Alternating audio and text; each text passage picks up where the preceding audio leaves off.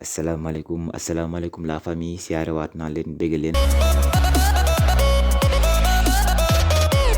voilà donc tey dañuy waxtaan ci li nga xamante ni mooy jikko yi nga xamante ni moom la entrepreneur bi war a làmbool, ndaxte chaîne bii duñ ci waxtaane lenn loo xamante ni jëmul ci entrepreneuriat, le leadership ak la motivation. voilà donc tey dañuy waxtaan si li nga xamante ni mooy jikko yi nga xamante ni moom la entrepreneur bi war a làmbool. donc kan mooy entrepreneur mooy ki nga xamante ni par exemple bu commencé dara, mu créé dara loo xamante ni yëfu boppam la, mu bokk ak ay nit wala bokk yëfu boppam la moom kese. par exemple bu ubbee benn boutique di jaay ay yëre wala ay dàll, donc mën nañ ko définir que ni kii entrepreneur la parce que il a créé quelque chose donc pour moom. voilà léegi kooku noonu tey jikko yi mu war a làmbool bokk na ci, parce que entrepreneur dafa nekk loo xamante ni dafa xaw a doy waar. ki ko war a def mooy koo xamante ni am na mindset bu baax, am na gëm-gëm bu baax, am na vision bu baax, xam na fi mu jëm aussi. parce que tey entrepreneur mooy koo xamante ni bu commencé dara ñaari chose lay def si bopp bi. day jàpp ne lii dina dox, day jàpp ne aussi lii du dox.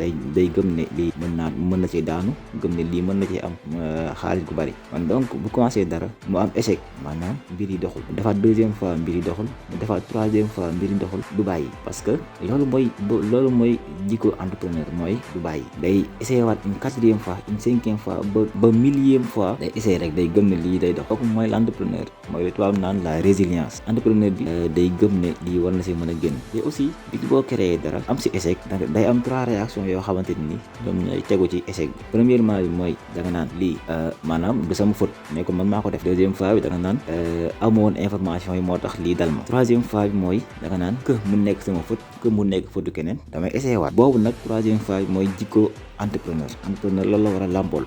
warul lijjanti ne sama faute la, warul lijjanti ne faute keneen la. li mu war a lijjanti mooy dëgg la def naa faute, mais naa xool faute bi lan moo ko waral, dama mën a gën a avancer. voilà donc loolu mooy jikkoy entrepreneur, loolu lañ naan la résilience, maanaam du bàyyi. donc tey dañuy waxtaan ci li nga xamante ni mooy gëm-gëm bi, la résilience, maanaam duñu bàyyi. parce que à chaque fois dañ naan yàlla doo tëj bunt, tëj fenêtre, wàcc rideau. donc ñun Sénégal sax noonu lañ koy définir.